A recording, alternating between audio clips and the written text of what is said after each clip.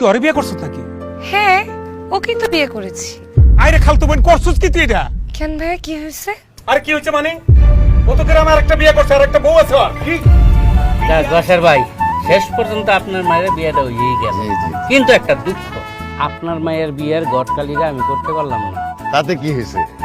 আবার তার একটা মেয়ে আছে, তার বিয়ের ঘটকালি করবেন। আচ্ছা ঠিক আছে, আমার ফিস কিন্তু ডাবল দেওয়া লাগবে। আপনাকে আমি ফিস ট্রিপল করে দিব। ওয়ালাইকুম আসসালাম। কামাল, এত দেরি করলি? সকালবেলা প্রথম ট্রেনটাই মিস করে ফেলাইছি, এর লিগে একটু দেরি হয়ে গেছে। বিয়ের সাথে কি পড়াই ফেলাইছেন না আমার লিগে অপেক্ষা করতেছেন? না, বিয়ে শাদী তো পড়ানো হয়ে গেছে, আসল জিনিস বাকি আছে, খাওয়া বাকি আছে। তুই খেয়ে নে। খালু জান, খাওয়া দাওয়া বড় কথা না। ঘটনা হয়েছে যে আমার খালাতো বোনটারে একটু দোয়া করে দিমু আর জামাইয়ের মুখটা। কি রে আকবর, তুই এনে কে? ভাইয়া, তুমি আকবরকে চিনো? আরে চিনি মানে, আমার গ্রামের পোলা, আমার বাড়ি 3 বাড়ির পরে ওর বাড়ি, কিন্তু ওই জায়গায় জামাইয়ের মতো বেশ দূরে বসে রয়েছে। তুই কি ওরে বিয়ে করছিস নাকি? হ্যাঁ, ও কিন্তু বিয়ে করেছি। আরে খালতো বোন করছিস কি তুই এটা? কেন ভাইয়া, কি হয়েছে? আরে কি হচ্ছে মানে? ও তো গ্রামে আরেকটা বিয়ে করছে আর একটা বউ আছে ওর। কি? বিয়ার কিছুদিন পরে বউ আর ছেড়ে চলে গেছে সংসার ভাঙিয়া। ফালতু কথা বলতেছো তুমি ভাইয়া আমার সাথে। আকবর মোটেও এই ধরনের ছেলে না। কি বলো?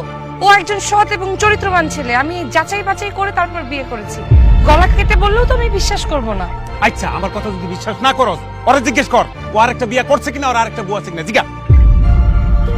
আকবর, ভাইয়া কি বলতেছে এগুলা? আপনি আগে বিয়ে করেছিলেন? হ্যাঁ মিতু, কামাল ভাই যা বলতেছে ঠিকই বলতেছে। আব্বু, আমি কি করলাম? ইয়া আল্লাহ, আমি কি ভুল করলাম? আমি একজন সৎ চরিত্রবান ছেলে খুঁজতে গিয়ে একটা ম্যারিড লোককে বিয়ে করলাম। এখন আমি কি করব? আপনি বলেন নাই কেন আপনি যে ম্যারিড? তুমি কখনো জানতে চাওনি মিতু, আমি গ্রামে থাকা অবস্থায় আমার একটা বিয়ে হয়। আমার বউয়ের সাথে একটা লোকের সম্পর্ক ছিল। বিয়ের কিছুদিন পর আমার বউ তার হাত ধরে পালিয়ে যায়। এরপর থেকে মেয়েদের প্রতি ভক্তি শ্রদ্ধা আমার উঠে যায়। আমি জীবনেও বিয়ে করতে আগ্রহী ছিলাম না। ইনফ্যাক্ট আমি তোমাকে বোঝানোর চেষ্টা করেছি অনেকবার যে আমি বিয়ে করতে আগ্রহী নই, কিন্তু তুমি এত প্রেশার দিচ্ছিলা।